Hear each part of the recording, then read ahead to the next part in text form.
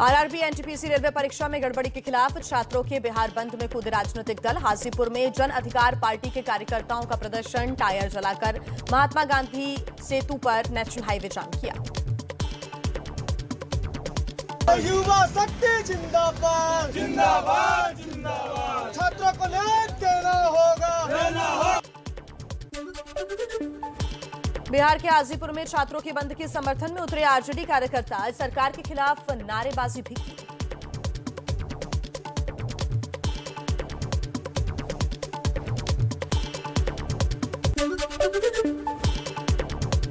छात्रों के बिहार बंद का सुबह सुबह समस्तीपुर में भी दिखा असर। सुबह सुबह सड़कों पर उतरे आंदोलनकारी।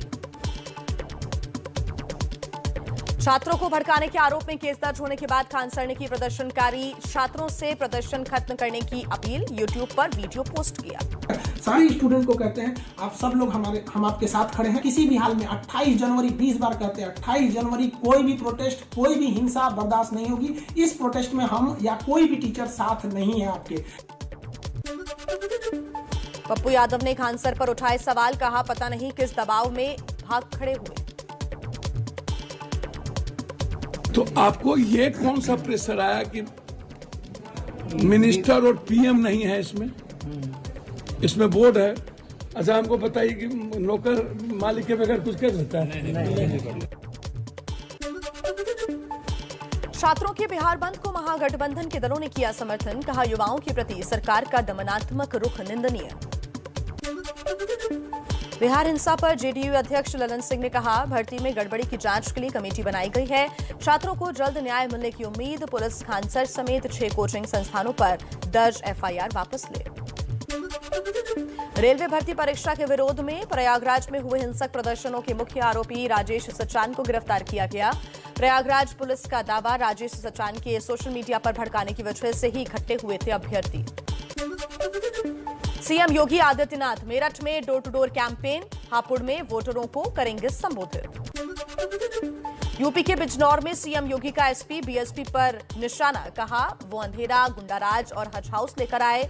हम उजाला, कानून का राज और रामलला मंदिर लाए हैं। सैफई महोत्सव नहीं, अब भव्य दीपोत्सव से यूपी की पहचान है। गृह मंत्री अमित शाह इस हफ्ते यूपी में ताबड़तोड़ प्रचार करेंगे। 29 जनवरी को मुजफ्फरनगर, सहारनपुर, 31 जनवरी को रामपुर, संभल और 2 फरवरी को कन्नौज, कानपुर में चुनाव अभियान।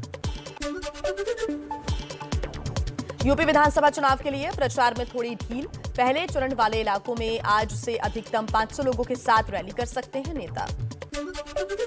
पश्चिमी उत्तर प्रदेश में अमित शाह ने तेज किया चुनाव प्रचार, घर घर जाकर लोगों से मांगे वोट।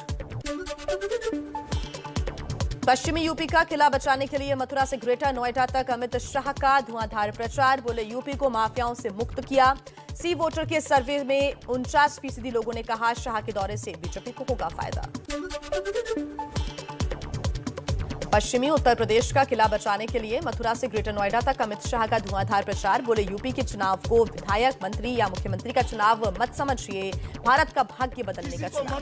मुख्यमंत्री बनने का चुनाव मत समझिए, उत्तर प्रदेश का चुनाव आने वाले देश में भाग्य का, भारत के भाग्य का निर्णय करने वाला चुनाव। गाजियाबाद के मोतीनगर में रक्षा मंत्री राजनाथ सिंह ने किया पैदल जनसंपर्क, लोगों को प्रचार के पर्चे बांटे। राजनाथ पर लोगों ने की फूलों की बारिश। बीजेपी अध्यक्ष जेपी नड्डा की यूपी के शाहजहांपुर और बरेली में पार्टी पदाधिकारियों के साथ बैठक, घर घर जाकर पार्टी के लिए मांगेंगे वोट। एआईएमआईएम अध्यक्ष असदुद्दीन ओवैसी का योगी और अखिलेश पर निशाना, कहा मैं किसका एजेंट, योगी और अखिलेश बैठकर ये तय कर ले। अखिलेश और योगी को लखनऊ के किसी एक 5 स्टार होटल में आपकी मौजूदगी में कमरे में बंद करके उनको सामने माइक रखकर उनको दोनों को बोलिए कि भाई ओवैसी तुम दोनों फैसला कर लो किसका एजेंट है। यूपी के गाजियाबाद में कांग्रेस के उम्मीदवार के लिए सचिन पायलट ने वोट मांगे। राजस्थान से गाजियाबाद पहुंचे सचिन ने बीजेपी पर जमकर निशाना साधा। मुख्यमंत्री महोदय ने ये 80 बनाम 20 की बात क्यों करी? क्योंकि लॉ एंड ऑर्डर हो, आर्थिक विकास हो, निवेश हो, उद्योग हो, शिक्षा हो, चिकित्सा हो, हर जगह जब फेल हो गए तो अंत में जाके उनको 80 बनाम 20 करना पड़ रहा है। बीजेपी में जाने की अटकलों पर बोले सचिन पायलट, कहा मैं उस तरह का आदमी नहीं हूं। आपको लेकर के भी कि सचिन पायलट पार्टी में रहेंगे या सचिन पायलट भी छोड़ सकते हैं? ये जो सवाल पूछते हैं उनको मालूम नहीं है मैं किस प्रकार का व्यक्ति हूँ।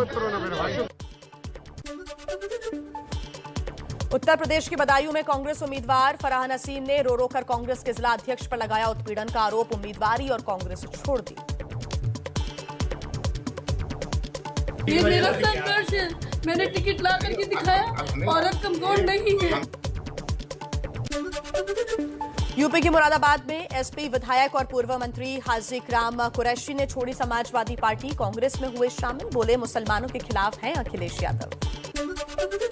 आज एक साथ होंगे एसपी अध्यक्ष अखिलेश यादव और आरएलडी प्रमुख जयंत चौधरी। दोपहर 1 बजे मुजफ्फरनगर तो 3 बजे मेरठ में साझा प्रेस कॉन्फ्रेंस। समाजवादी पार्टी के अध्यक्ष अखिलेश यादव 31 जनवरी को करहल सीट से नामांकन करेंगे। पहली बार विधानसभा का चुनाव लड़ रहे हैं अखिलेश। समाजवादी पार्टी की तीसरी लिस्ट जारी, लिस्ट में 56 उम्मीदवारों के नाम हैं शामिल। दारा सिंह चौहान को घोसी से टिकट, योगी आदित्यनाथ के खिलाफ उम्मीदवार का ऐलान अभी तक नहीं। रामपुर में आजम खान के बेटे अब्दुल्ला आजम ने पर्चा भरा। रामपुर की स्वार सीट से समाजवादी पार्टी के उम्मीदवार हैं अब्दुल्ला आजम।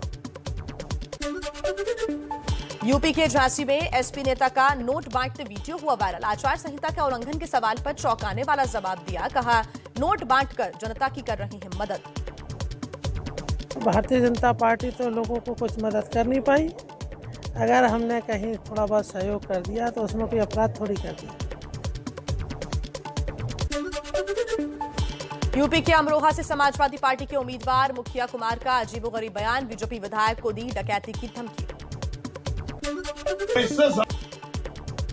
यूपी के कानपुर देहात में बीजेपी प्रत्याशी प्रतिमा शुक्ला पर आचार संहिता के नियम तोड़ने का आरोप, भीड़ जुटाकर पार्टी कार्यालय का उद्घाटन किया, न मास्क दिखा न ही सोशल डिस्टेंसिंग। चुनावी राज्यों में आज मोदी सरकार को घेरेगी कांग्रेस, सेना के अधिकारों के मुद्दे पर कई नेता की प्रेस कॉन्फ्रेंस।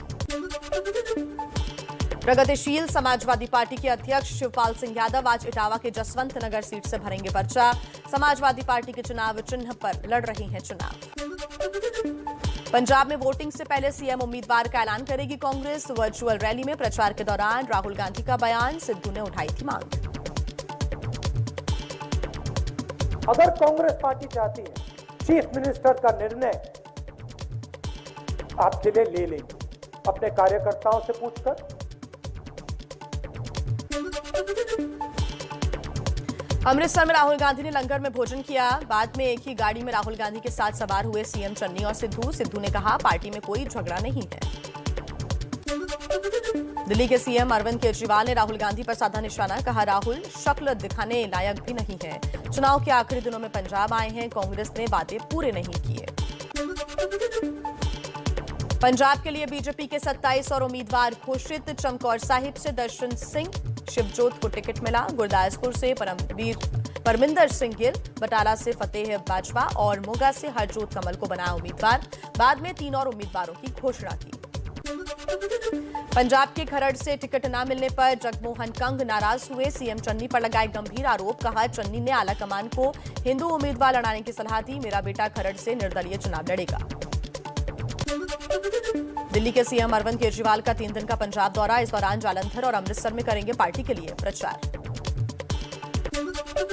पंजाब में अकाली दल के नेता विक्रम मजीठिया आज भरेंगे पर्चा। सुबह 11 बजे मजीठा और 12 बजे अमृतसर सीट से नामांकन करेंगे दाखिल। यूपी में दूसरे चरण और उत्तराखंड की सभी 70 सीटों के लिए नामांकन भरने का आज है आखिरी दिन। 14 फरवरी को होगी दोनों राज्यों में मतदान। उत्तराखंड के पूर्व सीएम हरीश रावत आज नैनीताल की लालकुआं सीट से नामांकन दाखिल करेंगे। इन्हें पहले रामनगर से उम्मीदवार बनाया गया था। उत्तराखंड के मुख्यमंत्री पुष्कर सिंह धामी ने खटीमा सीट से नामांकन दाखिल किया, कहा कार्यकर्ता और जनता में है उत्साह, सभी का आशीर्वाद मिलेगा, भारी बहुमत से जीतेंगे। गृह मंत्री अमित शाह का आज उत्तराखंड दौरा। रुद्रप्रयाग में बाबा रुद्रनाथ मंदिर में करेंगे दर्शन। दोपहर 12 बजे पूर्व सैनिकों को करेंगे संबोधित और उसके बाद महिलाओं और अनुसूचित जाति के लोगों के साथ बैठक भी करेंगे। उत्तराखंड के झबरेड़ा विधानसभा से बीजेपी विधायक देशराज कर्णवाल का टिकट कटा। टिकट न मिलने पर रो पड़े देशराज कर्णवाल। हरिद्वार से सांसद और मंत्री यतीश्वरानंद पर लगाया टिकट काटने का आरोप। निशंक जी बता सकते हैं, कारण तो यतीश्वरानंद जी बता सकते हैं, जिन्होंने मेरी पत्नी से इस्तीफा दिलवाया और फिर राज्यपाल जी को ज्वाइन कराया। गोवा विधानसभा चुनाव के लिए नामांकन दाखिल करने का आज है आखिरी दिन। गोवा की 40 सीटों पर 14 फरवरी को होगी वोटिंग।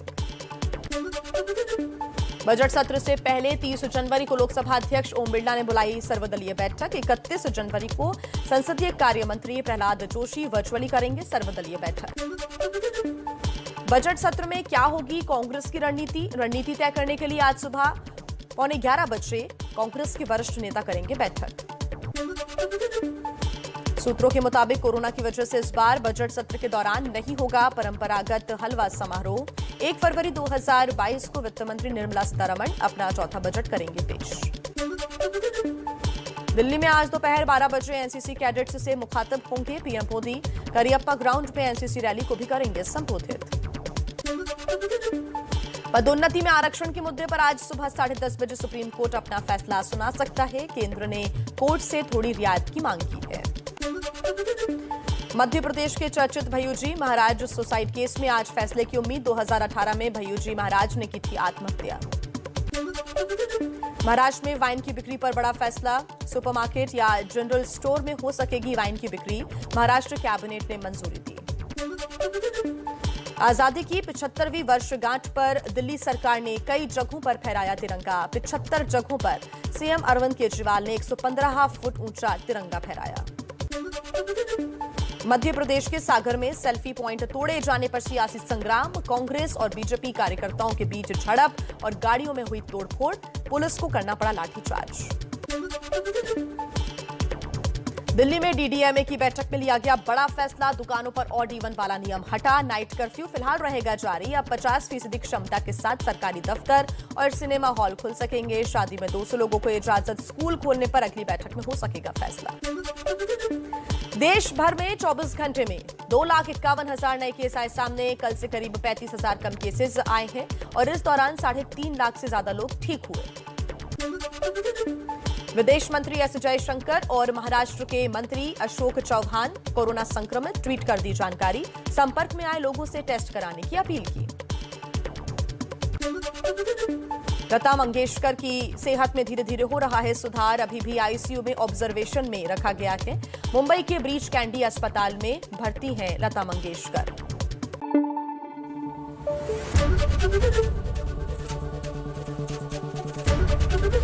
एबीपी न्यूज आपको रखे आगे।